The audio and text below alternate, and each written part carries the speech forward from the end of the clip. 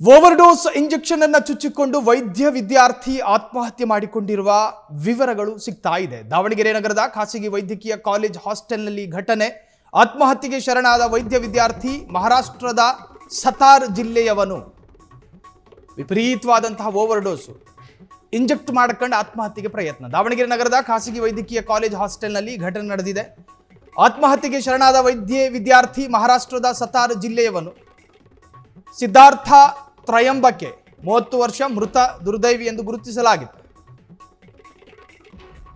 ದಾವಣಗೆರೆ ಖಾಸಗಿ ಮೆಡಿಕಲ್ ಕಾಲೇಜಿನಲ್ಲಿ ಡರ್ಮಾಟಾಲಜಿ ವಿಭಾಗದಲ್ಲಿ ಪದವಿ ಮಾಡ್ತಾ ಇದ್ರು. ಹಾನಿಕಾರಕ ಇಂಜೆಕ್ಷನ್ ಚುಚ್ಚಿಕೊಂಡು ಆತ್ಮಹತ್ಯೆಗೆ ಶರಣು.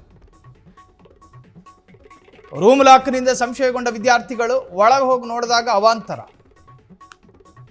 ಕೊಠಡಿ ಬಾಗಿಲು ಮುರಿದು ನೋಡಿದಾಗ ಆತ್ಮಹತ್ಯೆ ವಿಚಾರ ಬೆಳಕಿಗೆ ಬಂದಿದೆ. ಆತ್ಮಹತ್ಯೆಗೆ ನಿಖರ ಕಾರಣ ಇನ್ನೂ ತಿಳಿದು ಬಂದಿಲ್ಲ.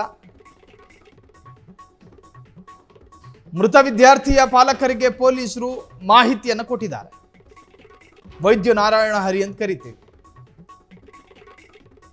ಕಲಿತು ಜೀವಗಳನ್ನು ಉಳಿಸಬೇಕಿದ್ದ ಸ್ಥಾನಕ್ಕೆ ಹೋಗಬೇಕಾಗಿರೋ ವೈದ್ಯ ವಿದ್ಯಾರ್ಥಿ ಸ್ವಯಂ ಆತ್ಮಹತ್ಯೆ. ಅದಕ್ಕೇನು ಕಾರಣ ಅನ್ನೋದು ತಿಳಿದು ಬಂದಿಲ್ಲ. ಸ್ಪೋರ್ಟ್ಸ್ ಮ್ಯಾನ್ ಸ್ಪಿರಿಟ್ ಇರಬೇಕಾದ ಯುವಕರು ಯುವತಿಯರು, ಕಲಿತಿರ್ತಕ್ಕಂಥ ವಿದ್ಯಾರ್ಥಿಗಳು, ಚುರುಚುರುಕಿನ ಬುದ್ಧಿಶಕ್ತಿಗಳಿರಬೇಕಾಗಿರ್ತಕ್ಕಂಥ ವಯಸ್ಸಿದು. ಸ್ವಯಂ ಇಂಜೆಕ್ಟ್ ಮಾಡ್ಕೊಂಡು ಆತ್ಮಹತ್ಯೆ ಮಾಡುವಂತಹ ದರದ ವಿದ್ಯಾರ್ಥಿಗೆ ಏನಿತ್ತು ಅನ್ನೋದು ತನಿಖೆಯಾಗಬೇಕು. ಕೆಲವೊಂದು ಮೆಡಿಕಲ್ ಕಾಲೇಜುಗಳಲ್ಲಿ ಮಾಫಿಯಾಗಳು ನಡೀತಾವೆ. ವಿದ್ಯಾರ್ಥಿಗಳ ನಡುವೆ ಡಿಸ್ಕ್ರಿಮಿನೇಷನ್ಗಳ ಇರ್ತವೆ, ತಾರತಮ್ಯಗಳ ನೀತಿ. ಇದರಿಂದಲೂ ಕೂಡ ಮನನೊಂದುಕೊಂಡು ಆತ್ಮಹತ್ಯೆ ಮಾಡ್ಕೊಂಡಿರೋ ಅನೇಕ ಉದಾಹರಣೆಗಳಿದ್ದಾವೆ. ಹಾಗಾಗಿ ಈ ವಿದ್ಯಾರ್ಥಿ ಹೊರ ರಾಜ್ಯದವರು, ಅವರು ಸ್ವಯಂ ಇಂಜೆಕ್ಟ್ ಮಾಡ್ಕೊಂಡು ಆತ್ಮಹತ್ಯೆ ಮಾಡಿಕೊಳ್ಳೋದಕ್ಕೆ ಏನಾದರೂ ಬಲವಾದ ಕಾರಣಗಳಿತ್ತ, ತನಿಖೆಯಾಗಬೇಕು. ವೈದ್ಯಕೀಯ ವಿದ್ಯಾರ್ಥಿಗಳ ಆತ್ಮಹತ್ಯೆಯಲ್ಲಿ ನೂರಾರು ಪ್ರಶ್ನೆಗಳು ಉದ್ಭವಗೊಳ್ತವೆ. ಯಾಕೆ ಆತ್ಮಹತ್ಯೆ ಮಾಡಿಕೊಳ್ಳೋದಕ್ಕೆ ಏನು ಕಾರಣ? ಡೆತ್ ನೋಟ್ ಬರೆದಿಟ್ಟಿಲ್ಲ. ಇನ್ನು ಆಕೆ ಆತ್ಮಹತ್ಯೆಗೆ ಏನು ಕಾರಣ ಅನ್ನೋದು ತಿಳಿದುಕೊಳ್ಳೋದಕ್ಕೆ ಯಾವ ಹಿಂಟ್ಗಳು ಕೂಡ ಅಲ್ಲಿ ಬಾಕಿ ಉಳಿದಿರಲಿಲ್ಲ. ಈ ಆತ್ಮಹತ್ಯೆಯ ಸಂಶಯಾಸ್ಪದ ಅಂದಮೇಲೆ ಇದರ ಸುತ್ತ ಅನೇಕ ಕಾರಣಗಳಿರ್ತವೆ.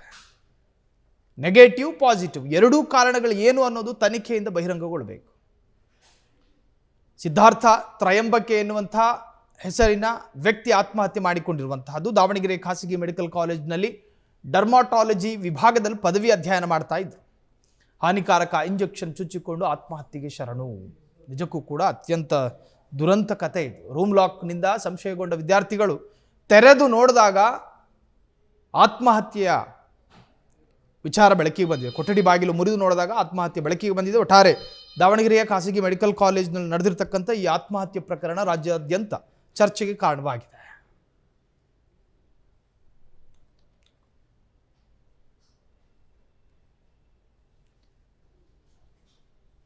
ದಾವಣಗೆರೆಯಲ್ಲಿ ನಡೆದಿರ್ತಕ್ಕಂಥ ಈ ಒಂದು ಘಟನೆ ಸಂಬಂಧ ಈಗಾಗಲೇ ಪೊಲೀಸರು ಕೂಡ ತನಿಖೆಯನ್ನು ಪ್ರಾರಂಭ ಮಾಡಿದ್ದಾರೆ. ಓವರ್ಡೋಸ್ ಇಂಜೆಕ್ಷನ್ ಅಂತ ಹೇಳಿ ಮೇಲ್ನೋಟಕ್ಕೆ ಗೊತ್ತಾಗಿದೆ.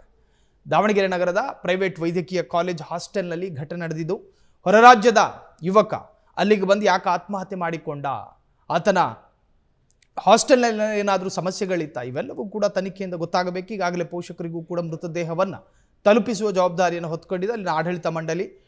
ಡರ್ಮಾಟಾಲಜಿ ವಿಭಾಗದಲ್ಲಿ ಅಧ್ಯಯನ ಮಾಡ್ತಾ ಇದ್ದಂತಹ ಈತನ ಏನು ಸಹೋದ್ಯೋಗಿ ಅಥವಾ ಸಹ ವಿದ್ಯಾರ್ಥಿಗಳನ್ನು ಕೂಡ ವಿಚಾರಣೆ ನಡೆಸುವಂತಹ ಸಾಧ್ಯತೆಗಳಿದೆ. ಇನ್ನು ಅಲ್ಲಿನ ಆಡಳಿತ ಮಂಡಳ ಅವರನ್ನು ಕೂಡ ಪ್ರಾಥಮಿಕವಾದಂಥ ವಿಚಾರಣೆಗೆ ಒಳಪಡಿಸುವ ಸಾಧ್ಯತೆಗಳಿದೆ. ಇವೆಲ್ಲ ವಿಚಾರಣೆ ನಡೆದ ನಂತರವೇ ಇದರ ಸತ್ಯಾಸತ್ಯತೆಗಳು ಗೊತ್ತಾಗಬೇಕಿದೆ.